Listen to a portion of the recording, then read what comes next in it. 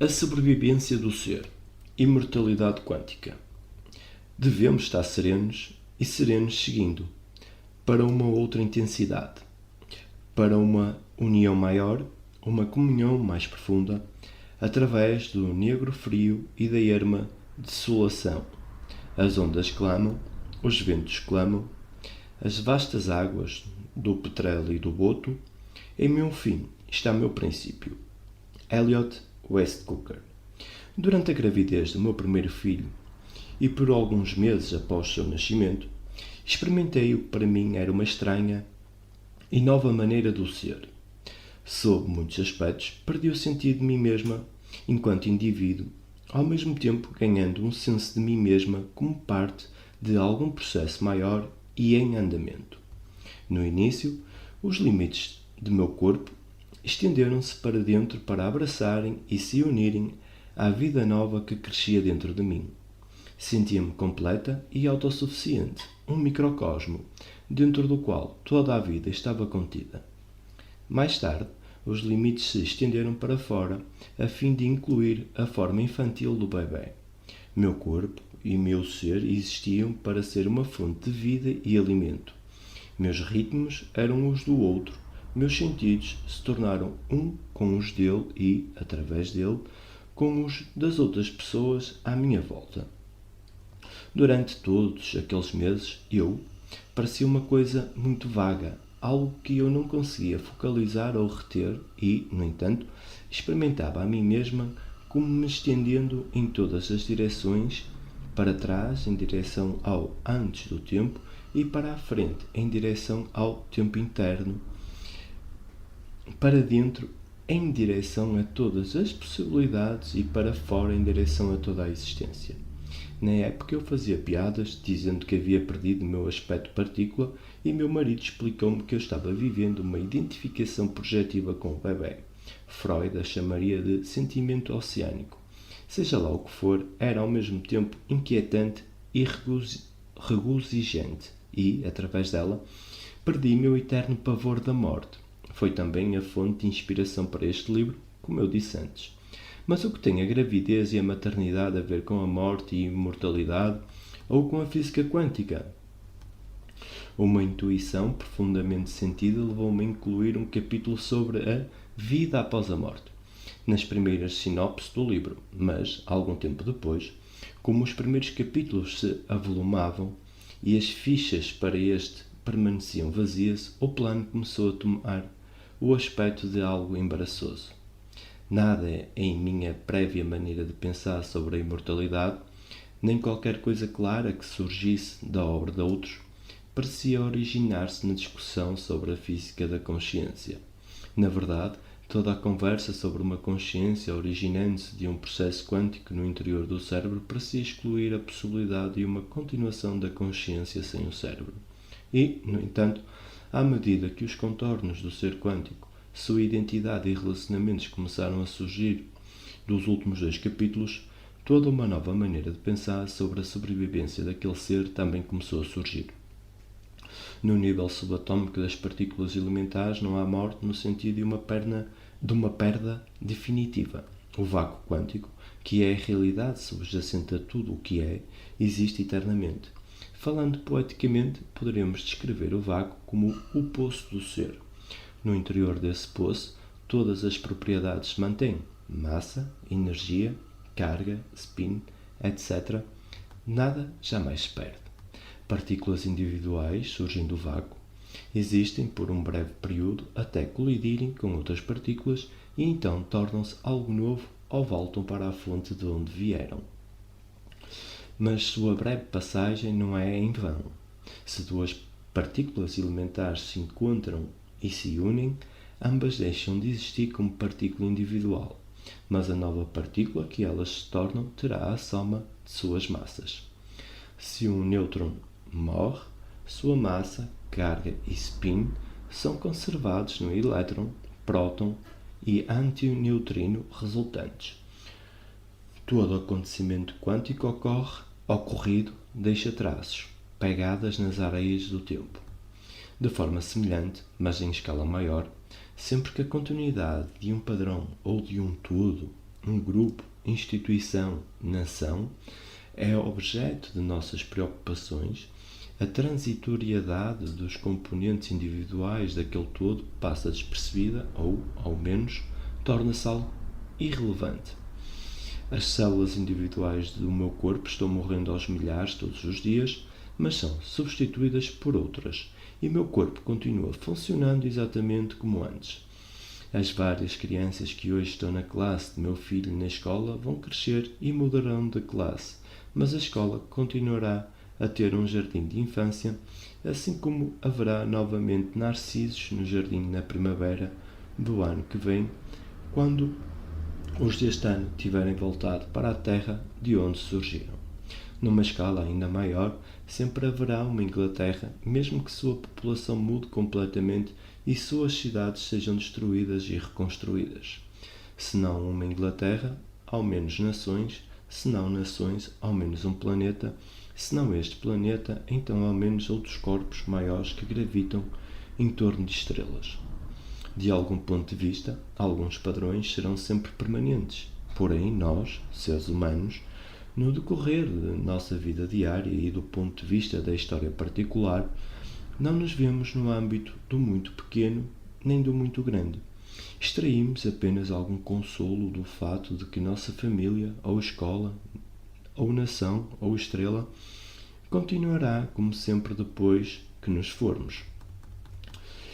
Este ir embora, a inevitável e necessária finitude, existe para assombrar todos os dias de nossas vidas. Para alguns é uma sombra que recai sobre tudo o que fazem, para outros um escândalo que cancela todos os significados e valores.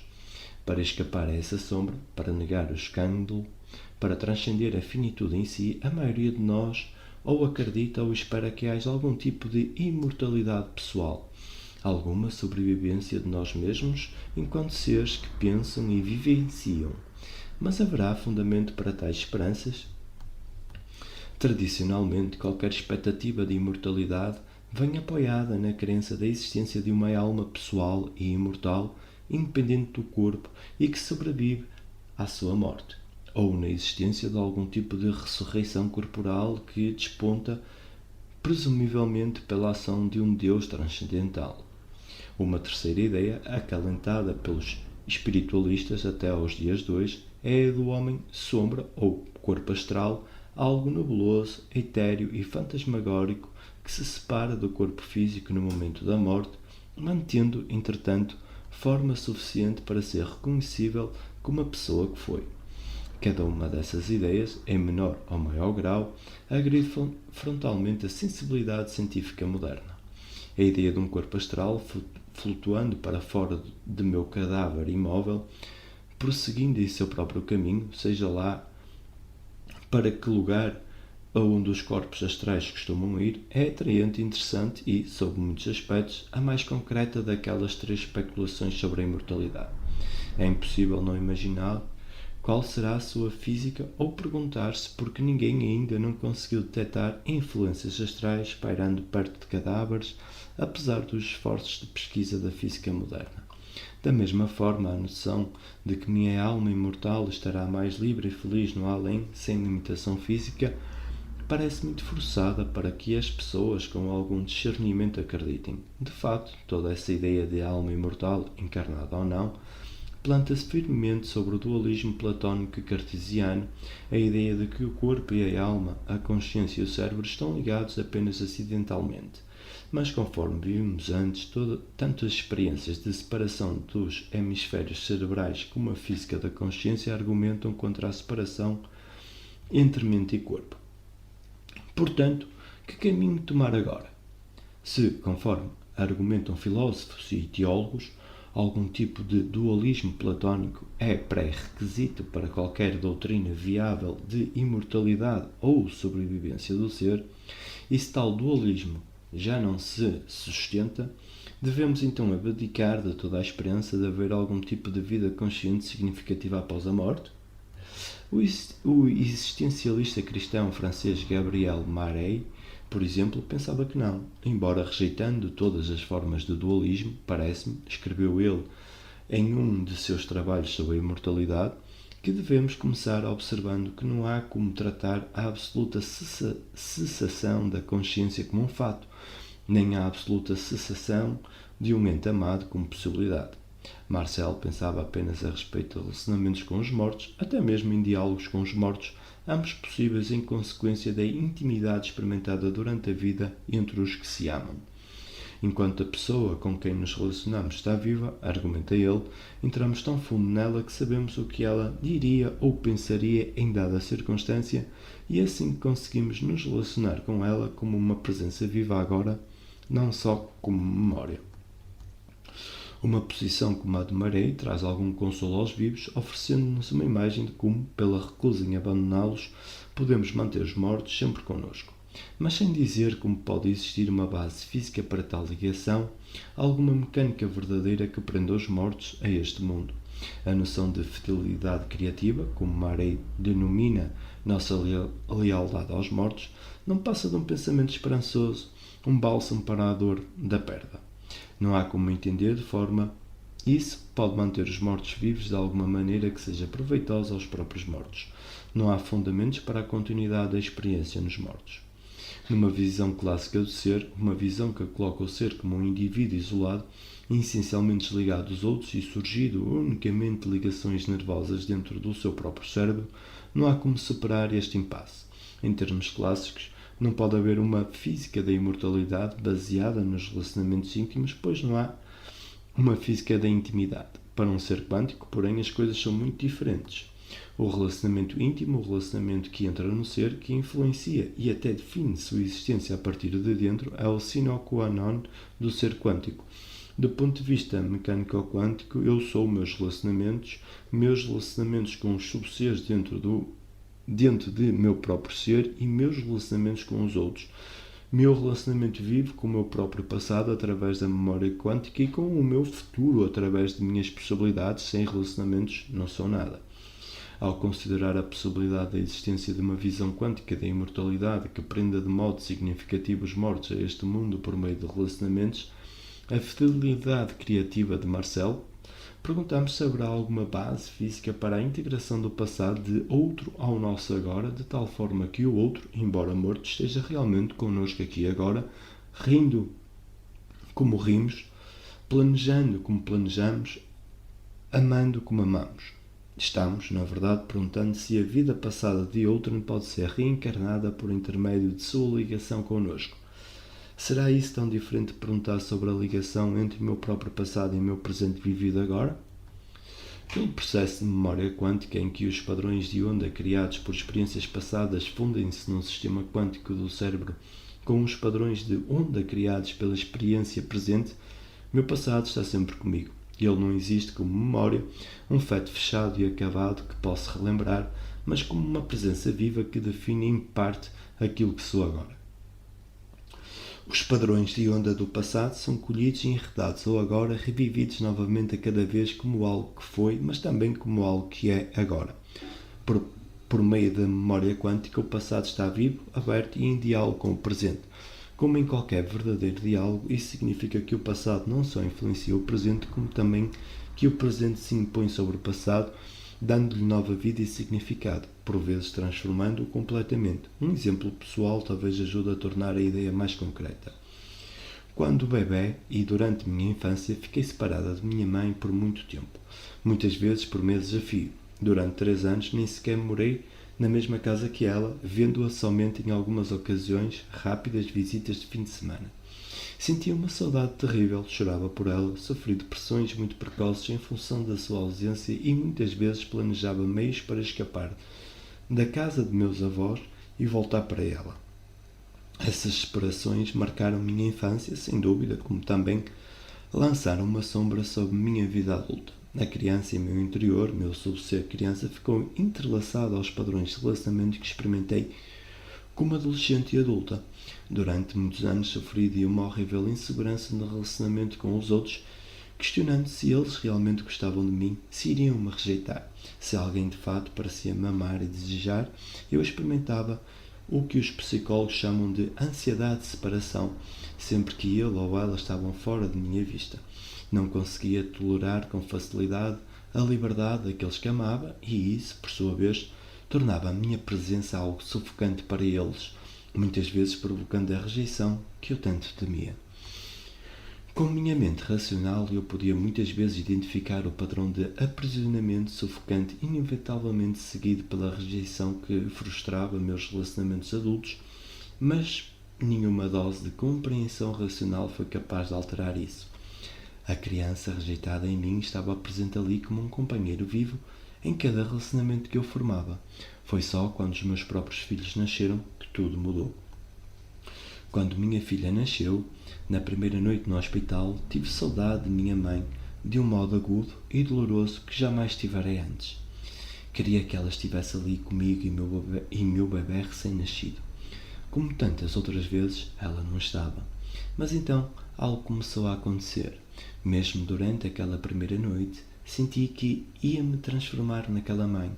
Não só a mãe do bebê que eu tinha nos braços, mas também a mãe dentro de mim mesma.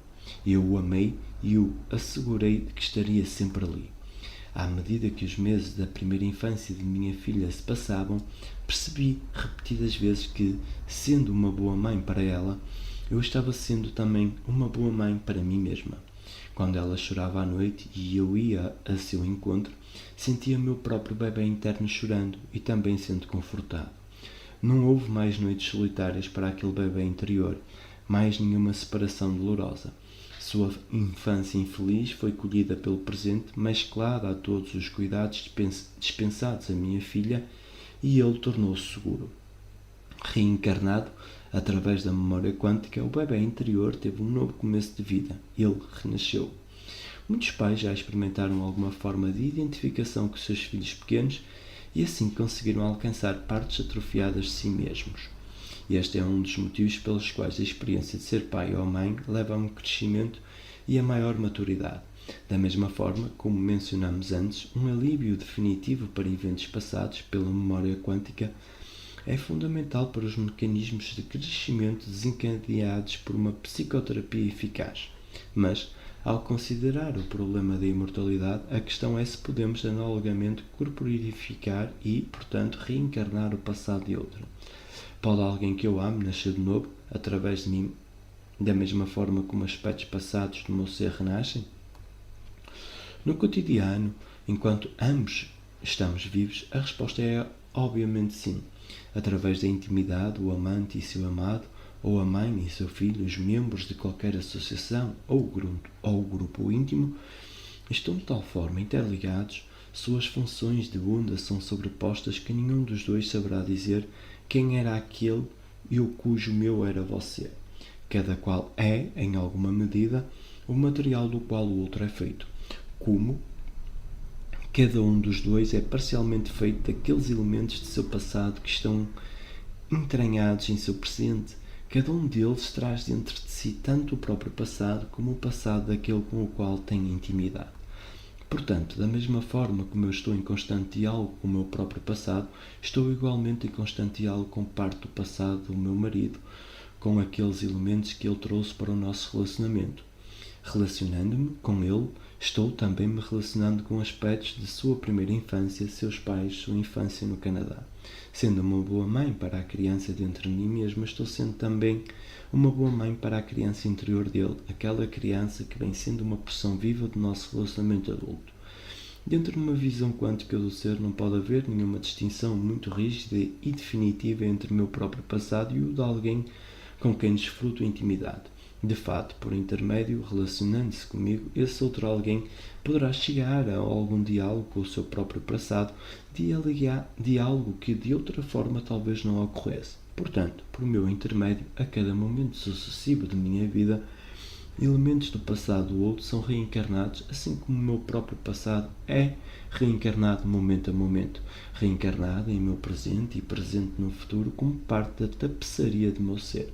Os outros, cujos seres estão entrelaçados em meu próprio ser, podem ser pessoas com quem venho tendo um relacionamento íntimo, mas também podem ser pessoas que viveram antes de mim, pais, avós, heróis e figuras históricas, cada qual tendo de alguma forma influenciado por sobreposição a minha consciência ou a de alguém que me influenciou. Sou, em parte, meus pais e avós, e por intermédio deles gerações e gerações de progenitores que não conheci pessoalmente.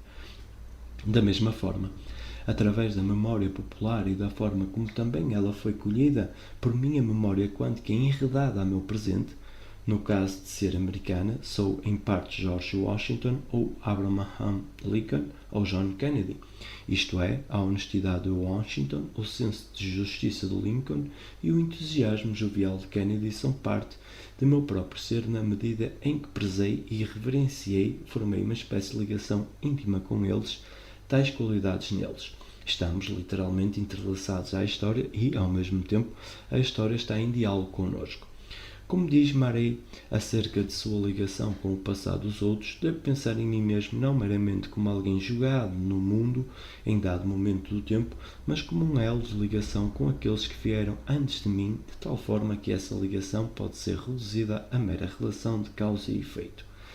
Vista em termos de memória quântica, a ligação com aqueles que vieram antes, com os mortos, assim como com o passado das pessoas vivas que amamos, não é uma ligação de mera memória. Não se trata de relembrar essas pessoas, mas de ser em parte essas pessoas, por meu intermédio, pelo fato de aspectos de seus seres estarem entrelaçados a meu próprio ser, eles são reencarnados, colhidos pela minha vida, para viver como eu vivo. Certamente, argumentaríamos, os mortos não podem viver como eu vivo. Talvez seja possível, através da memória quântica, que a vida passada de uma pessoa morta torne-se agora parte de minha vida, mas o que faz de minha vida algo vivo é o facto de existirem experiências em andamento. Estou consciente de mim mesma como viva e eu tenho um futuro. Fico maravilhada com a beleza do sol da manhã refletido nas águas do canal que passa sob minha janela e muito provavelmente farei o mesmo amanhã. Os mortos certamente não têm tais experiências nem futuro, ou têm? Mas tais perguntas apenas expõem a tenacidade de nossa velha maneira pré-quântica de ver o ser. Não só nossa maneira de enxergar a sobrevivência do ser, mas também nosso modo de vê-lo com vida enquanto existente no tempo e se relacionando com os outros. Numa visão clássica do ser, uma visão que, se não for dualista, minha mente e meu corpo são entidades distintas, é necessariamente materialista. Eu sou um cérebro. Não há como explicar a continuidade do ser através do tempo, muito menos após a morte, nem como explicar os relacionamentos íntimos. Ao contrário, numa visão quântica, não há como traçar uma distinção clara entre minha continuidade no tempo, meu relacionamento último com os outros e minha sobrevivência após a morte. Nem isolamento, nem morte têm significado claro. Numa visão quântica, meu relacionamento comigo mesmo ao longo do tempo, o casamento de meus muitos subseres, sempre mais numerosos através da memória quântica, é muito parecido com o meu relacionamento íntimo com outra pessoa e em qualquer momento. Em ambos os casos, eu, tal como me encontro agora, tenho origem numa tapeçaria de padrões entrelaçados, oscilações no sistema quântico do meu cérebro. Alguns desses padrões emergem de ligações nervosas estabelecidas em meu próprio passado, outros emergem de correlações não locais com padrões no sistema quântico do cérebro de outra pessoa, mas ambos estão entrelaçados em mim. Eu sou eu, a união de meus subseres, mas também sou eu e você, a união com você. Se eu morrer, é verdade que não haverá mais uma continuidade de diálogo dentro de mim mesma, dentro daquele padrão inimitável que surge da combinação de todo o meu passado, toda a minha percepção e experiências, todos os meus relacionamentos, todo o meu material genético, todas as minhas idiosincrasias corporais, etc. Na linguagem física não terei mais um aspecto partícula, mas a parte de mim que eu trouxe para o relacionamento com você, meu aspecto onda, ou eu e você, continuará como parte do seu diálogo com você mesmo e com os outros.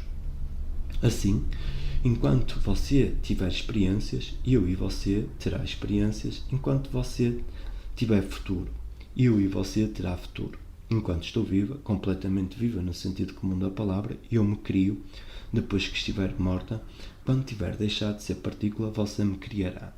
Em princípio, há apenas uma sutil diferença entre a maneira como eu me crio, tece o meu ser, ao longo do meu tempo de vida e a maneira como continua a ser criada por você após minha morte. Afinal, se você e eu estamos intimamente relacionados, estou sendo parcialmente criada por você a cada momento de minha vida. Não há uma linha divisória clara entre esses estágios de minha evolução pessoal, o período de minha vida e o período pós minha morte. São ambos aspectos de um processo em andamento. Enquanto estou viva, eu me modifico e cresço a cada momento. Isso vale para o meu corpo e minha personalidade e, na realidade, para todo o padrão que sou eu. A cada dia, milhares de neurônios do meu cérebro morrem e milhões de células do meu corpo morrem, sendo substituídas por outros do mesmo tipo. Mas eu continuo. Da mesma forma, o eu que existe agora, embora decida em parte com os fios que faziam meu eu de ontem, é uma pessoa desenvolvida na qual o meu eu de ontem está reencarnado. O meu ser de criança não existe mais exatamente como a criança que fui e, no entanto, ele continua vivo em mim, em parte para fazer de mim o que sou e em parte para experimentar o seu próprio crescimento através de mim. Sou a mãe de minha própria criança interior. Estou assim sempre investindo o meu futuro em outro, enquanto estou viva, esse outro sou eu, meus muitos seres em que estou me tornando. Depois de minha morte, esse outro será você. Mas meu crescimento não para, o meu processo de vir a ser continua. A compreensão profunda do processo de vir a ser e a continuidade de pessoas por esse processo possibilitadas pela memória quântica são visões das mais profundas e abrangentes que a física quântica nos oferece a fim de enxergarmos nossa maneira de ser no mundo. Ela toca o cerne tanto do nosso sentido de nós mesmos, enquanto pessoas dentro do tempo, como de nossa compreensão de relacionamentos com nós mesmos e com os outros, tanto no tempo quanto além do tempo. Ela nos coloca no mundo, não só aqui e agora, mas para sempre.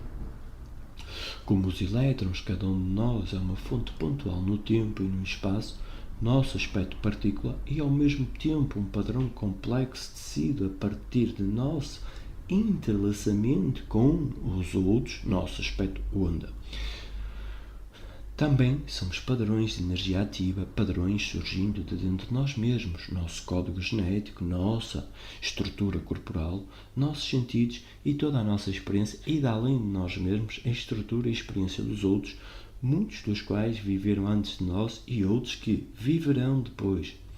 Para cada um de nós não há maneira clara de afirmar onde começa e onde termina esse padrão. Em meu começo está meu fim, mas também em meu fim está meu começo.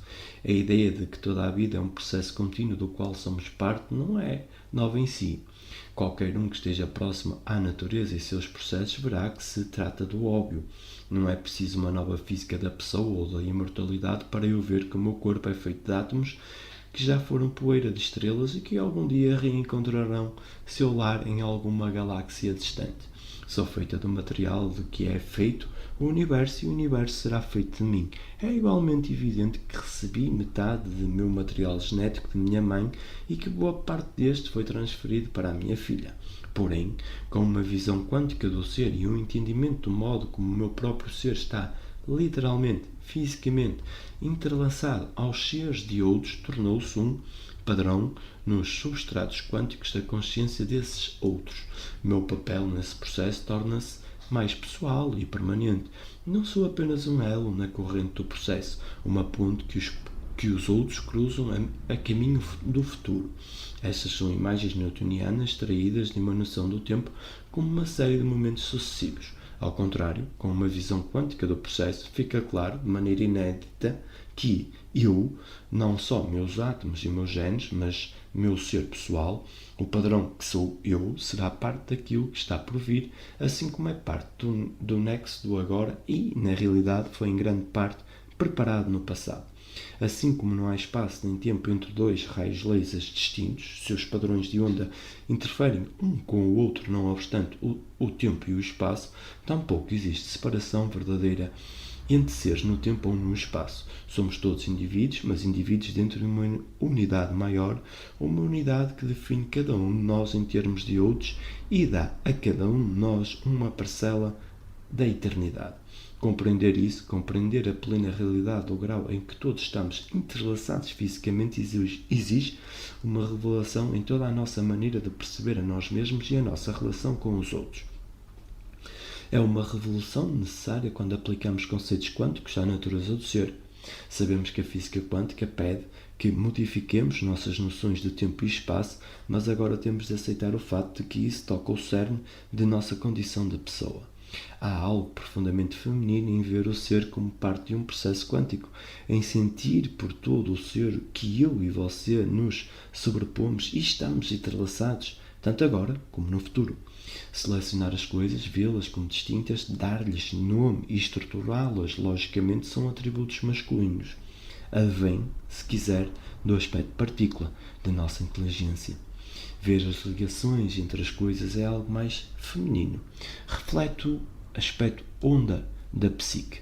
Minha compreensão pessoal da verdade do processo veio com a experiência de gravidez e maternidade, mas não é preciso ser mãe, nem mesmo mulher, para se reconhecer a coerência essencial da teoria quântica e daquilo que ela nos diz respeito de nós mesmos enquanto sistemas quânticos. Todos nós, homens e mulheres, temos um lado feminino, um aspecto onda, um aspecto que se entrega mais do que segura, que se dá às coisas fora do ser nuclear, em vez de concentrar em construir limites em torno do ser. Este é o lado que devemos cultivar se quisermos transcender o isolamento e o consequente e desnecessário horror à morte. Mas a entrega exigida para se obter o máximo do relacionamento e memória quânticos não é uma entrega passiva. Não é a entrega do místico ou daquele que se marginaliza. O eu e você do relacionamento íntimo existe apenas na medida em que me relaciono com você e todo o relacionamento é um esforço. Duas substâncias químicas muitas vezes não renunciam à sua existência inerte a fim de se combinar, exceto se excitadas pela adição de calor. Elas devem superar o limiar de sua energia potencial. Da mesma forma, assim como só consigo tornar-me um ser na medida em que trabalho a mim mesma, na medida em que luto com energia e concentração para integrar os muitos subseres interiores, só estarei entrelaçado a você se me dedicar a essa tarefa. Devo concentrar toda a minha paixão, lealdade e atenções para o contínuo e evolutivo processo de eu e você, tanto o eu e você dos relacionamentos a dois, mais pessoais, quanto o eu e você em sentido mais amplo, da família, do grupo, da nação, da vida como um todo, todas as muitas camadas de relacionamento nas quais meu próprio ser pode se misturar, se sobrepor e se entrelaçar com o dos outros. Se eu fizer isso, asseguro o meu lugar na continuidade das coisas. O tipo de entrega necessário para se obter o máximo do processo quântico é aquele descrito por Cristo. E quem perder sua vida por amor a mim, achá-la-á. Numa visão quântica, aquele que deseja encontrar um lugar para si mesmo na eternidade deve-se unir plenamente aos processos de relacionamento da vida agora. Isso me fez lembrar a velha canção que nos diz que não podemos chegar ao céu num velho Ford, porque num velho Ford não se vai muito longe. Da mesma forma, não podemos nos assegurar um lugar na vida futura dos outros sem uma boa dose de compromisso e responsabilidade em relação ao relacionamento atual. Só tiramos aquilo que colocamos. Sobreviveremos apenas na medida em que tivermos vivido. Devemos estar serenos e serenos seguindo para uma outra intensidade, para uma união maior, uma comunhão mais profunda.